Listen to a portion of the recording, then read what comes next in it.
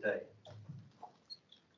So the topic is current ESP testing for health professionals. To look at this topic, I guess I want to look at two perspectives. First, the domain, and then a group of test users, professional registration bodies. So I'd like to think about how we understand the domain and what matters there, and also operationalizing the assessment criteria. And then, as a kind of transition, how health professional testing is framed in the media, or has been framed, and to think about understanding test users and what matters for them in terms of tests, and then challenges for LSP testing, which may be also challenges for testing more generally. The conference theme is horizon scanning. That was the picture there. I don't think actually I'm a natural horizon scanning kind of person, so it was an interesting exercise for someone who actually tends to get caught up in the detail. So, first of all, understanding the domain. A focus of much research on testing English for health professionals over the last 30 years has been the Occupational English Test, the OET. And this was initially commissioned for use in Australia and developed by Tim McNamara in about 1990, and now it's used across the world. The test was designed to be taken by health professionals migrating to work in Australia who trained elsewhere in a language other than English. So the OET was developed based on McNamara's domain analysis. Here I'll focus on the speaking test, and I'm setting up to introduce research on this in a minute. So the speaking test involves two role plays with the test taker in their professional role, so doctor or nurse, and one of 12 professions in all, and an interlocutor, usually taking the role of a patient. And the scenarios for the test are developed specifically for each profession and based on input from informants in the profession. So each has a particular topic and focus, perhaps with a point of tension or misunderstanding to be dealt with, and they're likely to involve information gathering or information giving by the test taker. So they're authentic to the domain, or at least to interaction between healthcare professional and patient. They were initially assessed using a traditional language-focused rating scheme based on a US Foreign Service Institute scale. So the 5 criteria were overall communicative effectiveness, fluency, intelligibility, appropriateness of language, and resources of grammar and expression. And these were equally weighted. And from the outset of use of the test, there was uncertainty among some in the domain about whether the test was working. Some test takers seemed to pass, but were subsequently viewed as unable to participate effectively in the workplace. And early research, for example by Lumley, showed that the OET raters and doctors used the assessment scale here similarly.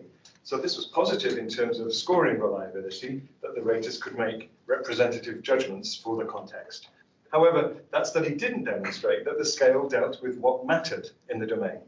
And McNamara, who's pictured here, noted whatever the doctors were complaining about, and this was this inadequate workplace performance, this was not being captured by the OET. So although the test format and tasks and content were well matched to the domain, there was an authenticity gap noted for the rating scale. In the 2010s, 2 major studies were undertaken with the OET, funded by the Australian Research Council. The first focused on spoken communication between patients and health professionals, and specifically doctors, nurses, and physiotherapists. And the second on written communication. And I was involved in the first study as a doctoral researcher. So the goal was to understand better what mattered to participants in the domain, what features of performance the participants saw as helping or hindering effective spoken communication between healthcare professionals and their patients. And then knowing what mattered could then inform revision of the assessment criteria for the OET speaking test to make the test a better predictor of performance in the domain. To access what mattered to participants in the domain, their indigenous assessment criteria, to use Jacobi's term, the study focused on feedback given to trainee health professionals as they were trained for or socialized into the healthcare workplace in Australia. So the project team originally sought access to on-the-job training settings, but it was found that feedback was difficult to capture for analysis. So instead, we held workshops involving experienced clinicians and educators in each of the 3 professions. We showed video recordings of trainees working with patients to elicit from participants the feedback they would give to the trainees to help them to become effective health professionals for their context. So the feedback and its discussion in the workshops became one data set for analysis. The assumption was that what was prioritized in the feedback indicated what mattered in the domain. And we also had a second data set of written feedback given by clinical educators to doctors training, in this case, to be GPs, family doctors. And this was feedback given after observing the doctors consulting with patients. So the data were analyzed for the three professions separately by different researchers and then compared, and we found a substantial overlap. So my focus was on doctors, and in my thesis, I developed a model of what is valued in doctor-patient interaction. So this is the model. And my analysis showed that the goals for doctors are to be patient-centered and to be efficient. Doctors use skills and behaviors, and these very often use language, communication skills, interactional skills. And they use these skills and behaviors to achieve these goals. And then they draw on underlying resources of knowledge and language, and they are influenced by worldview and affect. So worldview in this sense is their cultural expectations, their sense of self as a professional, and affect is level of confidence, tiredness on the day, and so on. So at this point, we can try and move from this model to assessment. How would we assess aspects of the model in a language test? And this really becomes the main challenge of LSP testing, whether it's possible to separate language from content. Jacobi and McNamara claim they are inextricably intertwined. So specifically, how do we determine what aspects of the model might be covered in the OET speaking test that is then included in a revised assessment scale? So to do that, we need to consider a set of questions, and I'll discuss these in relation to doctors. So of everything that matters, what is first not language related? Doctors, as an example, have professional knowledge and clinical skills that are not language dependent. A language test and its raters are not competent to make a judgment of this. And then there's a second question, which pushes back a bit on that statement. What is realized and performed with language, and therefore language related, and therefore possibly testable? So as already noted, there's a language content distinction, and this is difficult to determine. A great deal of a doctor's work is done using language, eliciting symptoms, diagnosing, explaining treatment. And this is particularly the case for patients with chronic conditions or mental health issues, and in work in family medicine in general practice. The language is a key tool to achieve doctors' work. It needs to be used for the patient's benefit, safely and efficiently, as any other tool does.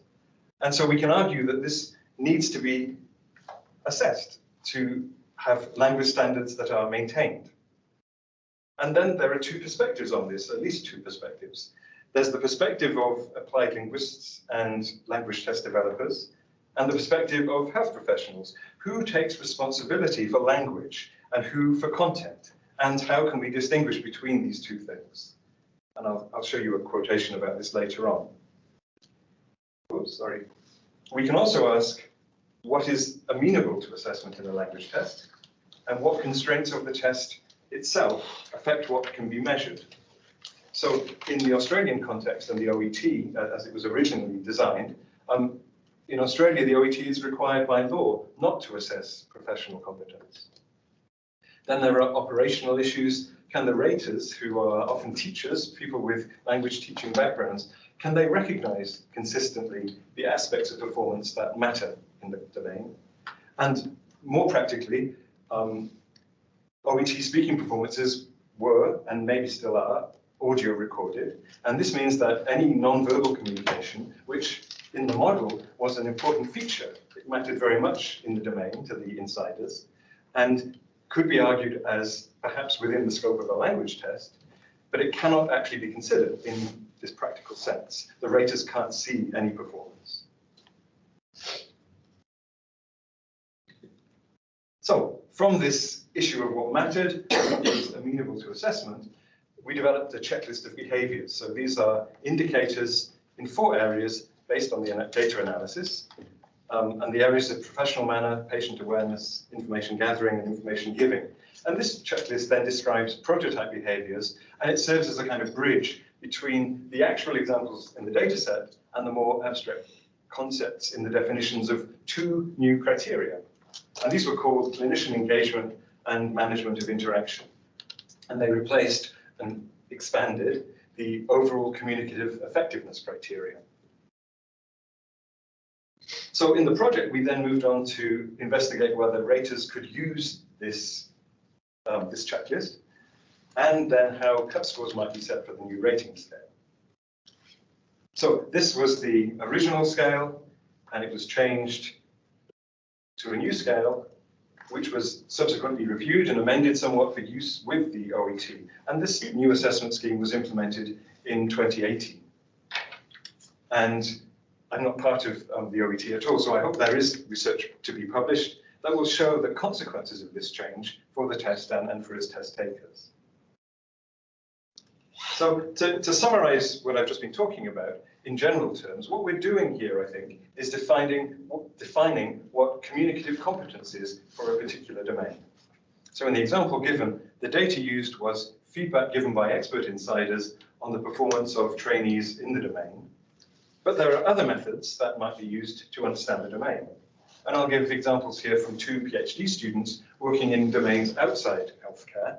So as we saw this morning, Miriam Ilyevitz has completed a domain analysis using observation ethnography in an EMI university, looking at interaction in class and elsewhere, to describe language practices in this context. And William Adjus is using focus groups to find out what makes an effective air traffic controller. And he's asking air traffic controllers themselves and those that they work with, pilots and trainers. So doing a kind of job analysis, taking the inside of the expert point of view. And then these 2 studies use this understanding of the domain to consider how language testing should be approached.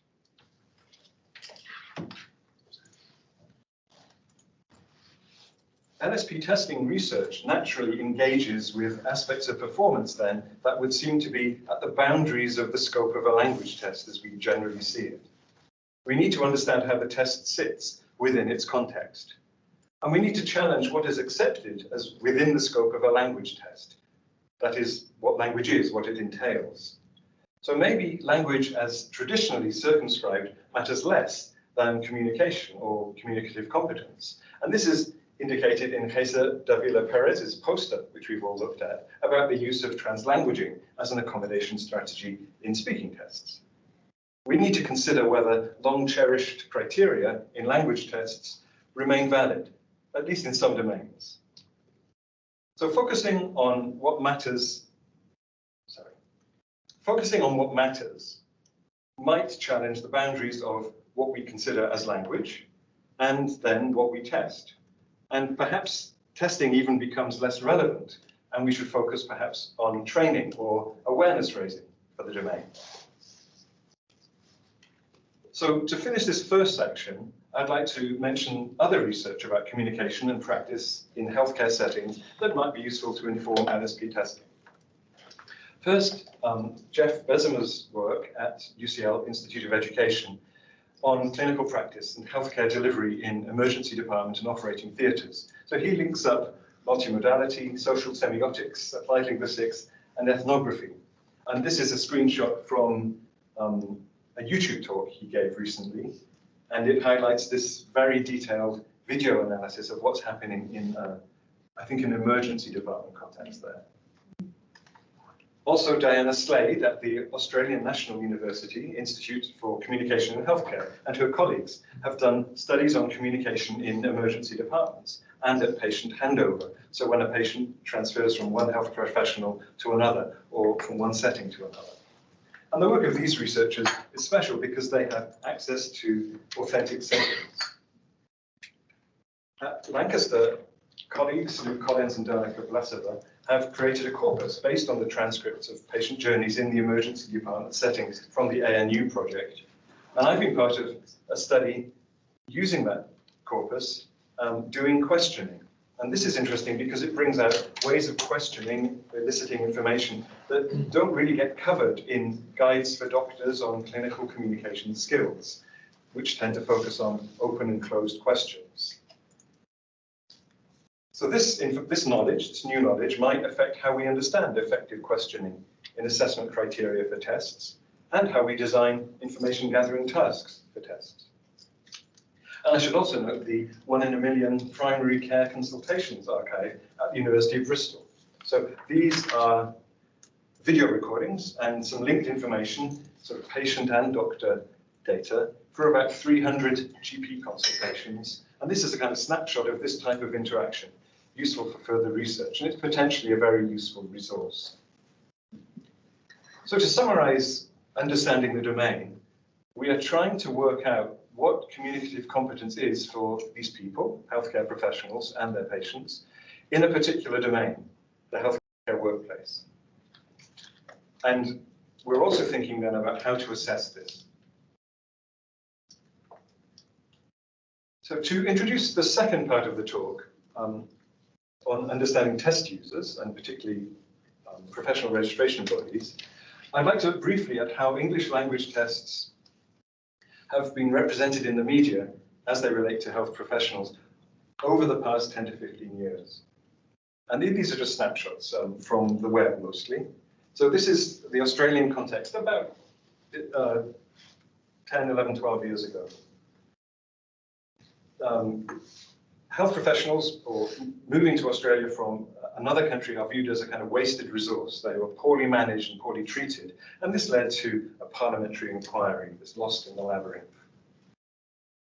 Moving to the UK about 10 or 10 plus years ago, the headlines here are about the dangers of weak regulation, or low or no standards which affect patient safety. Health professionals from the EU are not tested for English language, and this was a UK interpretation of EU law. And this also led to consultations in 2013-14 by the General Medical Council and the Department of Health, and then subsequently to changes in UK law. And then there was Brexit, and now these are from 2017. There's a sense in the media of over-regulation, with standards that are too high, blocking new staff for the NHS. And it's interesting here to see that tests, whether they're used or not used in the context, are central to each case. My aim is just to show how the point of view changes over time and how tests, including specific purpose language tests, are framed and reframed in the media and policy. High-stakes specific purpose tests are policy tools of governments and employers, with major consequences then for individual test takers. And this is a topic that's useful to study. Where does the responsibility lie for test use and test consequences? How are tests and test providers implicated in broader policy? Now I'll consider changes in registration practice for health professionals. I was fortunate to co-author a chapter with Linda Taylor on assessing health professionals. This was submitted about 9 or so years ago. And we described there how language assessment was used as part of registration pathways in the UK, the US, and Australia for professionals. We focused on doctors, professionals moving to work in one of these countries. And I said was used because the procedures that were followed are now different for a variety of complicated reasons. But nevertheless, a core issue remains that registration bodies face this complex task of balancing the management of public policy and risk while seeking to facilitate fair access and professional development opportunities for individuals. And this is a useful area for us to think about for LSP testing. First, it tells us how tests are used, and also perhaps what the test users want from our tests. Consequently, it might give us, as researchers in the field, insight into the language assessment literacy and needs of test users. And this is in itself a substantial area of study. I was involved in 2 studies in Australia looking at language testing for professional registration for several professions. These studies fed into a recent article about the perceptions of language tests in this context. That was with Susie McQueen and Uta Noch. And I'll just give 2 perspectives from these data. So first, and I noted this earlier, a representative of the medical board said, if testing, language testing, is congruent with medical practice, that's terrific.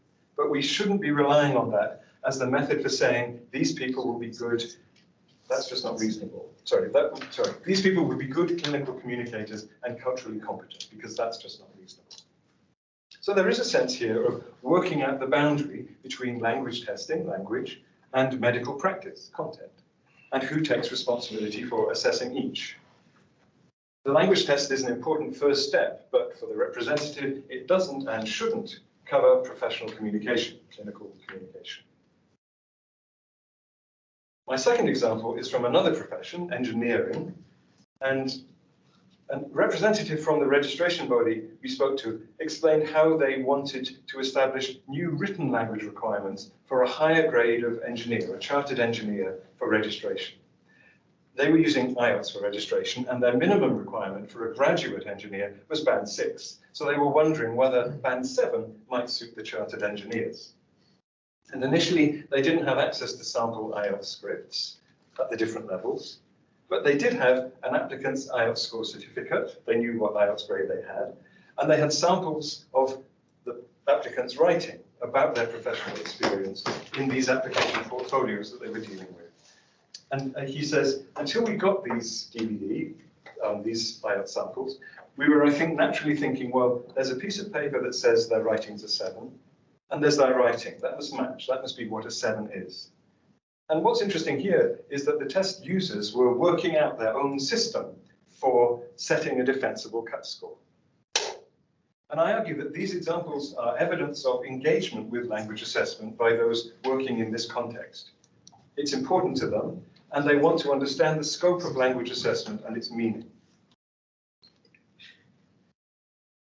We can also perhaps observe through how tests are used and the changes made over time, the test users' views. So now we can consider registration for nurses and for doctors in the UK, where regulatory bodies have made several changes over the past 10 years or so. So as we know, IELTS, which is designed to measure academic English for university study, was once used exclusively in the UK for health professional registration. And this is noted in the Taylor and Pill chapter. But this article from 2017 highlights the apparent mismatch in topic of an IELTS writing task on jam making for a nurse taking the test for professional registration. Since 2017, then the OET is also used for UK registration for doctors and nurses. Furthermore, for nurses, the accepted scores for writing on IELTS and the OET have been reduced. So for both tests, from 7 to 6.5 and B to C+, respectively. And also some flexibility is now shown in how test scores can be earned. Applicants can present acceptable scores from more than one sitting of the test within certain parameters. So we might hope that these changes are evidence of a growing assessment literacy among these test users, the registration bodies. They are taking on board arguments made by language testing researchers and practitioners, for example, to ensure that a test is valid for its purpose, to carry out standard setting to establish the most useful cut scores, to recognize the limits of measuring performances at a single time point. On the other hand, however, these changes might be evidence of something else. Pressure from test takers to use a test that more clearly represents the domain, or to reduce the high expectations on particular test components, or of pressure from employers or government to increase the flow of much needed staff into their healthcare system. So are these changes positive or negative? How should we interpret such signs for our diagnosis? There is apparent interest among test users, registration bodies, in language tests. And I presume that experts in language testing and assessment are involved in the decision-making processes of these bodies. I respect those involved may not want or be able to talk about their involvement in this work.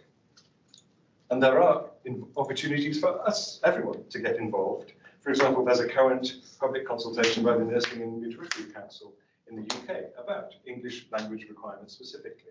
And this includes information in the consultation pack about standard setting exercises completed for the OET. It would seem useful, therefore, for our field, researchers and practitioners, to contribute to this. Nevertheless, I suggest this is an area where language testing research can do more to understand the needs of test users. This is another way we can inform specific purpose test creation. It can be a way to develop language testers' knowledge, our own literacy, of the world of policy and practice for one group of our test users, the regulatory bodies. Language testers need to find out about what representatives of these bodies know already and what they might want to learn about language testing, what their needs are. So, to conclude, I'll list some challenges in language testing for health professionals, but I think also for other LSP contexts, and perhaps for language testing more broadly. And these may or may not be new challenges, I think. So first, we need to work with test users to learn what their goals are and how these interact with the test's specific purposes. The different skill sets of test developers and test stakeholders come particularly to the fore in LSP testing. So these two groups really rely on each other's knowledge. Second, as the domain changes, so should the test. In terms of content, format, task types, and assessment criteria, what matters? And this may lead to tests that are more specific, that have a very localized purpose and use. We should also consider who rates performance tests. There may be testing situations where raters with the standard language teaching background aren't sufficiently aware of the intended construct. They're not familiar with the features of communicative competencies that matter in the domain. And after the talk this morning by Jing, it would be also interesting to consider whether and how automated rating could figure in that. Just as a sort of side comment on COVID required many aspects of life to move online in a way that wasn't predicted, and that included language tests. And in this context, I'm less interested in LSP tests moving online for reasons of access or convenience for test takers. But in contrast, I do think it's important that test tasks reflect the work of the domain. So if COVID has meant that clinical consultations themselves are now commonly taking place over the phone or via video conferencing, then these new formats should be found in LSP tests that claim to represent the domain. Also, the criteria used to assess performance should be adapted if what matters changes in these new interactional formats. Third, as LSP testers, we need to be aware of the scope of the construct we're interested in assessing. We need to recognize how language is used to realize the specific business of the domain. So for doctors, patient-centeredness and efficiency as goals of doctor-patient consultations, and the need for language and communication skills to gather and give information appropriately to support the patient and manage the interaction. So it's unlikely that language will be sidelined. It will always matter in some important way. But we should be ready also to push the boundaries of what we see as constituting language or communication or communicative competence. And language testing has a rather conservative history on this. For example, we need to be open to changing a focus on an individual's accuracy and complexity of language use to a new focus on their ability to accommodate to others, perhaps in a lingua franca setting. Or, if essential to effective communication in a domain, a new focus on how all the participants in an interaction collaborate to make it work. So this kind of shared interactional competence. We need to find ways to observe and measure these new constructs consistently and fairly. And this may be through an LSP test, although perhaps we will find alternative and better ways to do this as well. And just to finish, I'd just like to remind you that this was all a very tentative diagnosis and a personal diagnosis as well. Thanks very much.